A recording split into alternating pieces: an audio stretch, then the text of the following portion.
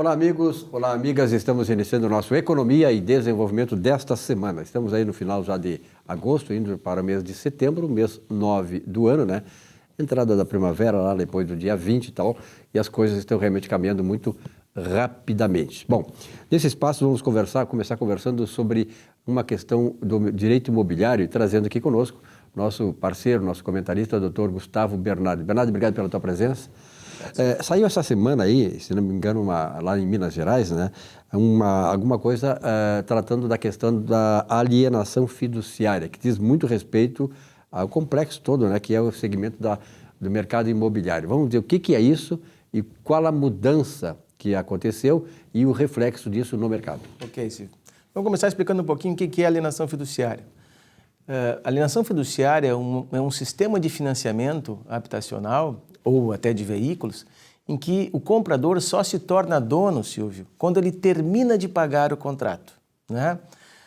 Isso, na verdade, foi criado para facilitar a concessão de crédito, porque facilita a retomada do bem quando o comprador deixa de pagar aquele contrato.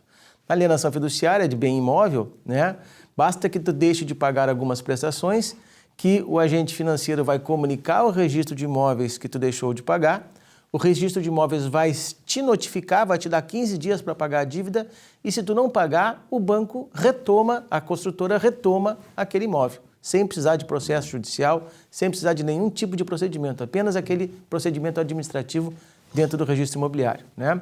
Ela foi criada aqui no Brasil em 1997 e ela trouxe uma maior concessão de financiamentos. Ela desburocratizou a concessão de financiamentos, tornou mais fácil o acesso ao crédito.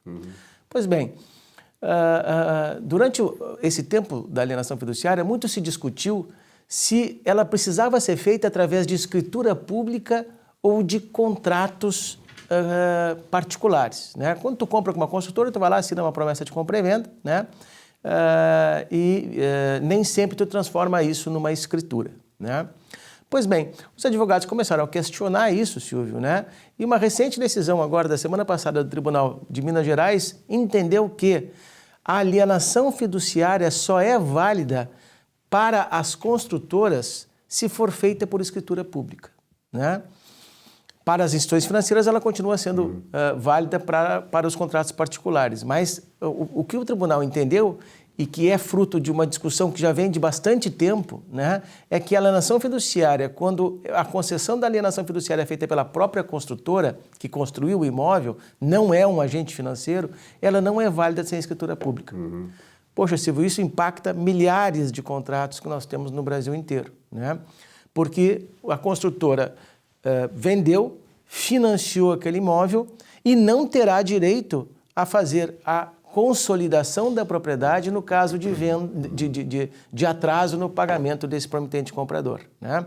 Traz uma insegurança bastante grande para esses contratos e deverá determinar uma alteração na forma com que as construtoras vendem os seus imóveis financiados, né? Isso vai impactar o mercado, Silvio. E tu tens assim uma ideia de quanto por cento, porque na verdade como tu atua nessa área há muitos anos, é especialista na área do mercado imobiliário, alguma experiência do ponto de vista de qual é a percentagem, digamos, de comercialização desses imóveis que estão, digamos, na condição de estarem, essa alienação fiduciária não ser reconhecida do ponto de vista público? Não há um número publicado, mas eu posso te dar algumas informações. Isso depende muito da faixa de renda do imóvel. Qual é a característica que a gente tem, especialmente aqui no estado do Rio Grande do Sul?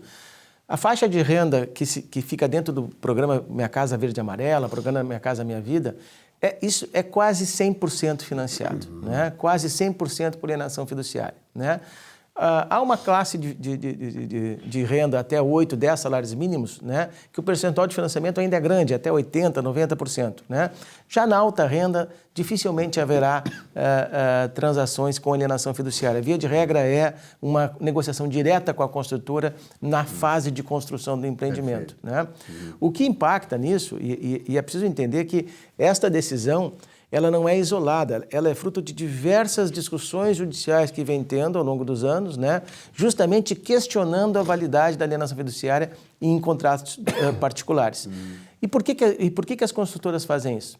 Porque, Silvio, se tu vai transformar uma promessa de compra e venda em escritura pública, tu tem os emolumentos cartorários envolvidos nesta transação. Então, se tu simplesmente leva a registro o contrato de promessa de compra e venda, tu não paga esses emolumentos, né? A construtora economiza nesses emolumentos, todo, né? E esse custo, evidentemente, é barateado para o prometente comprador, né? Bom, essa decisão vai impactar, são muitos contratos que estão nessa situação, né? E vamos ver se ela vai ser mantida nos tribunais superiores, mas o fato é que já é uma decisão de tribunal de segunda instância e eu tenho certeza que logo vão ter outras decisões iguais. Agora, esse processo todo, né, o doutor Gustavo Bernardi, ele mostra assim, exatamente que o Brasil, aqui no Brasil, essa situação de insegurança jurídica, ela acaba prejudicando o desenvolvimento das empresas, o desenvolvimento econômico, entendeu?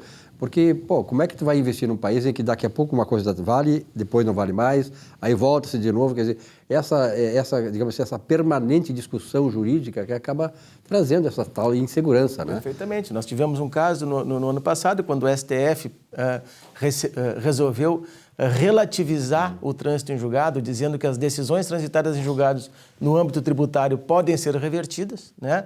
Isso tornou o Brasil um país em que é muito difícil você confiar na decisão judicial, porque ela se modifica, a segurança jurídica é tênue nos contratos aqui no Brasil e acaba sendo sempre havendo litígios envolvendo contratos, né? É algo que tem que se pensar. Nós temos um outro exemplo para encerrar nossa entrevista, que foi essa semana, né? A questão dessas idas e vindas que dizem respeito àquela questão da mudança no Parque da Harmonia, em Porto Alegre, né? Sim. Então, agora, falamos aqui. Então, aí já retornou de novo, agora pode fazer, daqui a pouco não pode. Então, como é que fica, né, o empresário, como é que fica o poder público que tem a ingerência no setor lá no Parque da Harmonia, diante de todas essas questões? E o caso ali foi mais grave, se você observar. A decisão singular, a decisão de primeiro grau, foi dada por uma juíza plantonista num domingo à noite. Então você vê, o empresário foi lá, passou todo o processo licitatório, né? Fechou o contrato com o Estado, né? Investiu e vai investir 40, 50 e poucos milhões de reais ali, né? E do dia para a noite, todo o projeto, todo o negócio dele fica à mercê de uma decisão judicial de uma juíza singular. Muito corretamente, o tribunal foi lá e cassou a decisão e retornaram as obras. Mas olha a insegurança jurídica se esse empresário fosse buscar recursos no mercado para fazer esse negócio, né? Na verdade, isso remete a uma questão que nós devemos fazer. Claro, as instituições, do ponto de vista jurídicas, elas precisam ser preservadas e respeitadas, mas também elas precisam se autorrespeitar dentro dos seus limites daquilo que elas decidem, porque a decisão deles tem uma ingerência grande na sociedade, pode trazer prejuízo para a sociedade também. Doutor Bernardi, obrigado pela sua participação, um grande abraço, até a próxima. Abraço, Silvio.